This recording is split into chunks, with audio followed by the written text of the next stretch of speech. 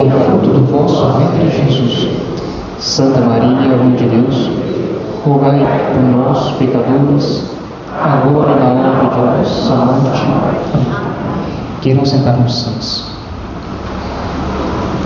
Annuncium gaudium magnum vobis. Eu vos anuncio uma grande alegria. A alegria que Ele está vivo. Ele vive. Isso não é um fetiche, não é uma fábula, não é uma historinha da carochinha. Ele vive. Ele está vivo. E tudo mais parece mais vivo do que Ele próprio. As flores que nós temos aqui, elas são mais vivas do que Ele. Sabe por quê? As flores nós estamos vendo. Jesus nós não estamos vendo. Então tudo, sem exceção, tudo parece mais vivo, parece mais real, mais verdadeiro. É assim que muitas pessoas falam para nós. Não sei se vocês já ouviram, mas falam para nós: deixe esse negócio de igreja, venha para a realidade. Parece que a igreja te fez uma lavagem cerebral. Viva de verdade, seja verdadeiro. E de fato, se os cientistas pegarem essas flores que aqui estão e levarem para um laboratório e colocar num tubo de ensaio e fizer uma experiência e pegar um microscópio e ficar olhando, eles verão que ali existem células vivas. Só que essas células vivas estão morrendo. Ou seja, a planta, essa flor, ou as flores que aqui estão, elas foram cortadas. Elas deixaram a sua fonte, a fonte que elas nasceram. E aí elas vão murchar, secar, apodrecer, morrer. Elas parecem vivas, mas na verdade elas estão no processo de morte. E se os mesmos cientistas que detectaram as células nessas rosas ou nessas flores que aqui estão, se eles pegarem Jesus Eucarístico e se levarem para o laboratório e colocarem de novo no tubo de ensaio, num microscópio, eles verão que ali tem simplesmente trigo cozido. Simplesmente. Mas nós católicos sabemos que ali existe corpo, sangue, alma e divindade. Era isso que eles estavam contando, Cleofas e aquele outro discípulo. Não ardia o nosso coração? O coração nosso, o coração do cristão, também não arde, porque Jesus está vivo. Meus queridos, cinemagogia não é nós fazermos um poema, mas é nós vivermos a nossa fé. E muitas vezes nós não vivemos a nossa fé, porque nós não sentimos. Mas a fé não é sentir. A fé é perceber. Perceber que tem alguém que está comigo. Eu não estou sozinho, ou não estou sozinha. Então percebam que a Páscoa, ela poderia ser caracterizada assim, ó. Existe a Páscoa antiga e a Páscoa nova. Existem dois momentos. Então, se a Páscoa antiga era o povo hebreu, que eles estavam aprisionados, eles estavam perplexos, eles estavam em dificuldades. Eles, para serem salvos, eles tiveram que ouvir um profeta. Deus suscitou um profeta para salvar o povo hebreu, e o profeta foi Moisés. Moisés intercedeu a Deus por esse povo hebreu. Mas percebam que ali naquele momento Moisés disse algo que nós superamos esse algo. Moisés dizia assim: é necessário que mate um novilho, e esse novilho seja um novilho cevado, seja gordo, que esse novilho seja sem defeito, sem mancha, que ele alimente a família, os habitantes daquela casa. E o sangue daquele cordeiro, dizia Moisés, e o sangue daquele cordeiro é necessário que eu pegue o sangue e assinale os umbrais das portas, ou seja, o portal da porta, e ali eu assinale, faço uma cruz, e o anjo ensinador, o anjo que irá passar destruindo aqui os egípcios, eles verão que naquela casa existe não é cristão, naquela época não tinha cristão, né? Mas eles verão que existe alguém piedoso, piedosa. Esse anjo vai pular essa casa, porque está assinalada com o sangue do cordeiro, e vai na outra. E assim foi feito, e assim realizou. Mas agora nós temos a Páscoa Nova. A Páscoa Nova, onde não é mais um cordeiro gordo, cevado, que foi morto, mas foi o próprio Filho do Homem que se entregou por nós, sem méritos. Nós não tínhamos méritos algum, muito pelo contrário, nós tínhamos e temos pecados, tínhamos e temos defeitos. Sim, nós temos qualidades, porque se você está aqui, é porque você está procurando a graça. Então nós temos qualidades, mas também nós temos defeitos. Na primeira carta de João, logo no início da carta de João, ele vai dizer: aquele que confessa que não tem pecado, já está pecando. São Tiago também vai na mesma linha, no início da sua carta.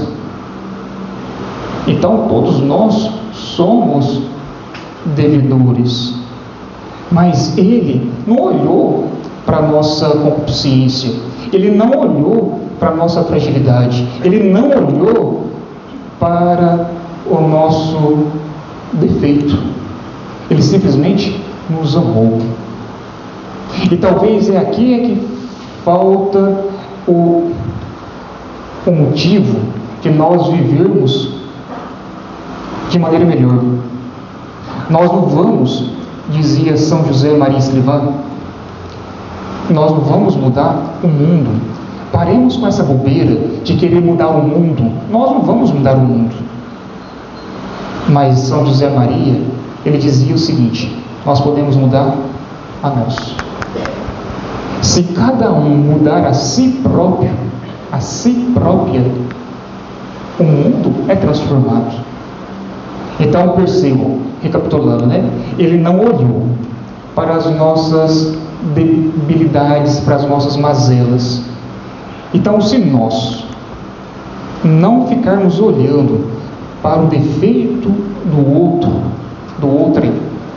da outra,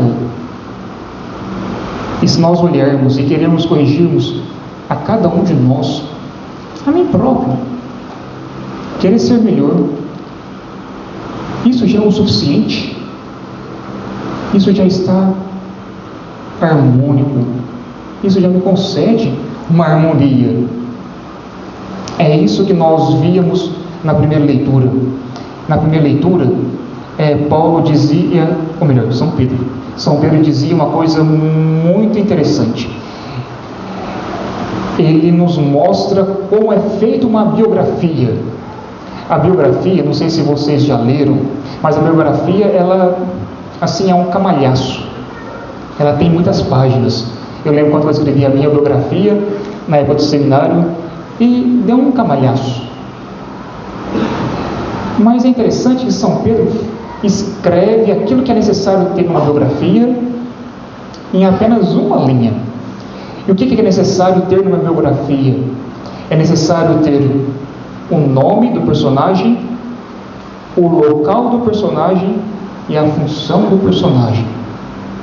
Então, nome, local e a função, ou seja, a ação daquele personagem.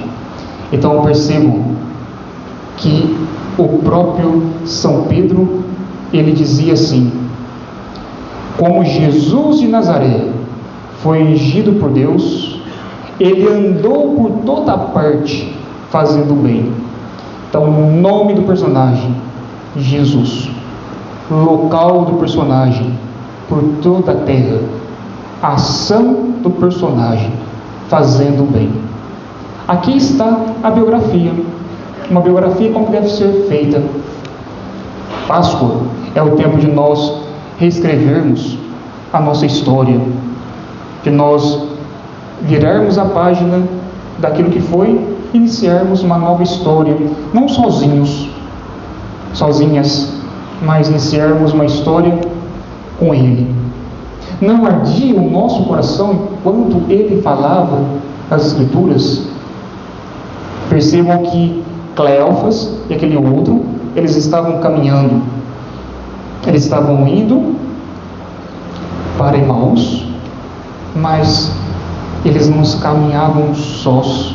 Aquele forasteiro, que até então eles não sabiam que era Jesus, aquele forasteiro ia com eles.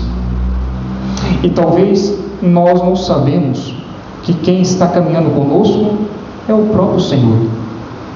Talvez o seu esposo, talvez a sua mulher, talvez o seu filho, sua filha, seu namorado, sua namorada, sei lá, talvez aquele andarilho que você fala: nossa, que homem chato, impertinente.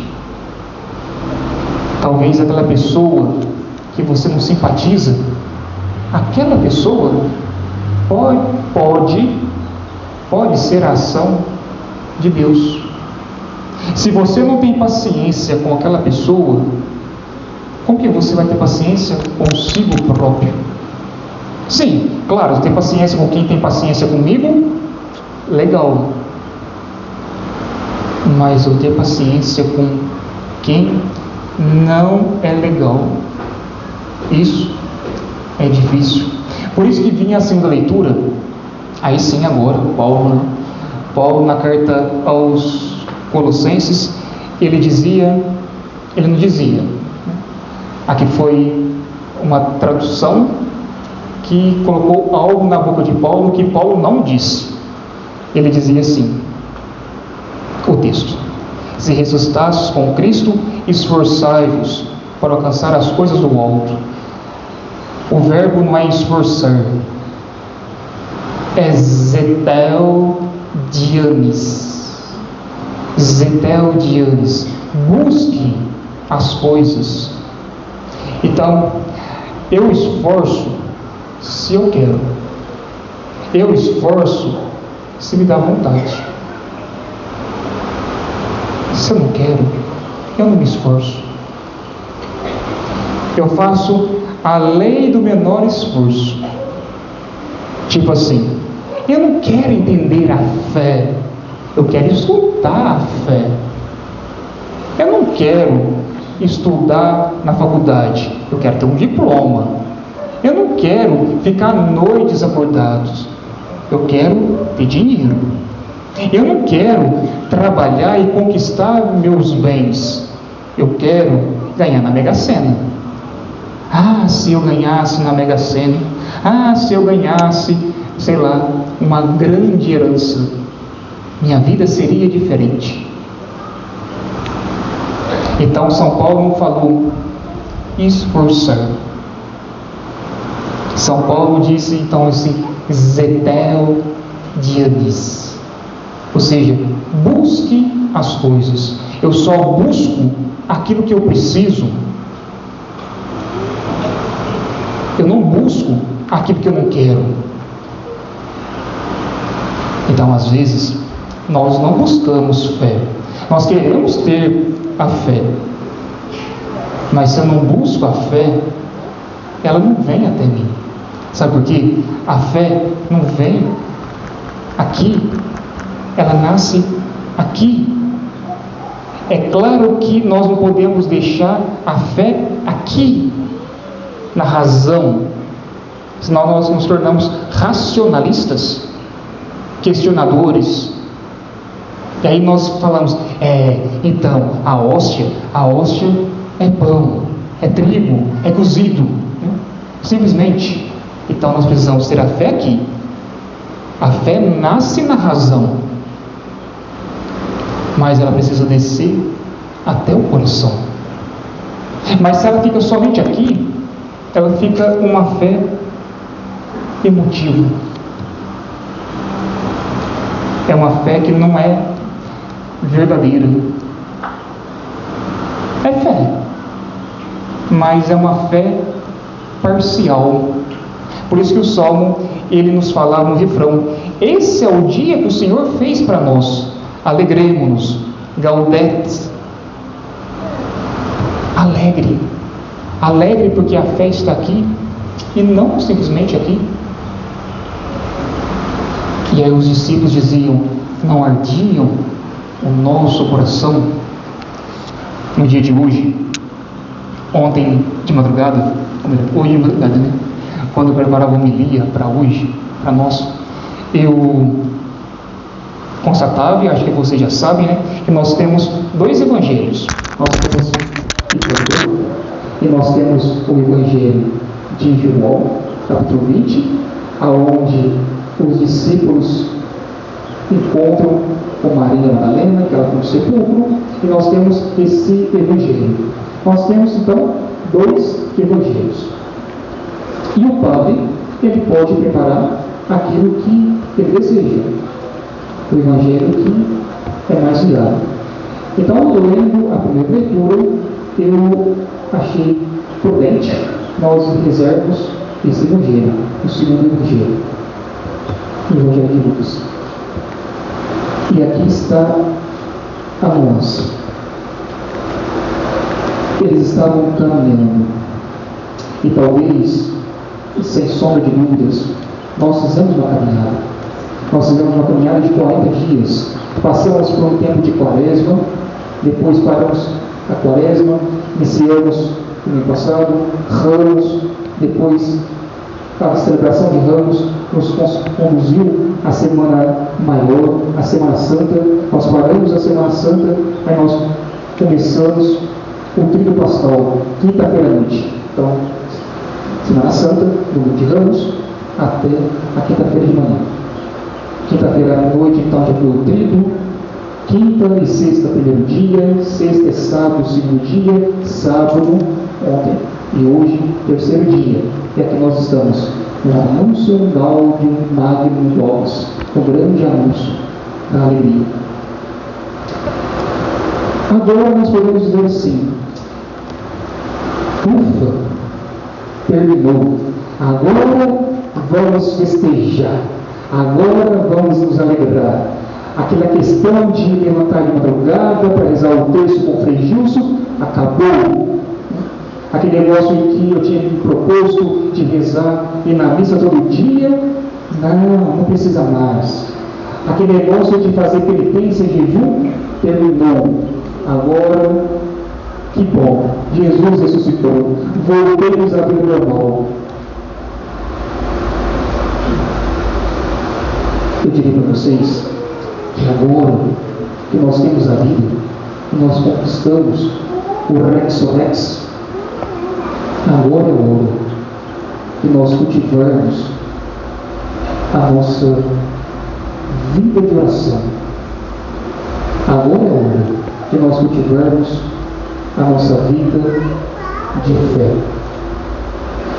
Quando nós olhamos para Nossa Senhora, ela acompanhou Maria Madalena, Maria de Cleófas, ela acompanhou os passos daquelas mulheres junto à cruz do seu filho.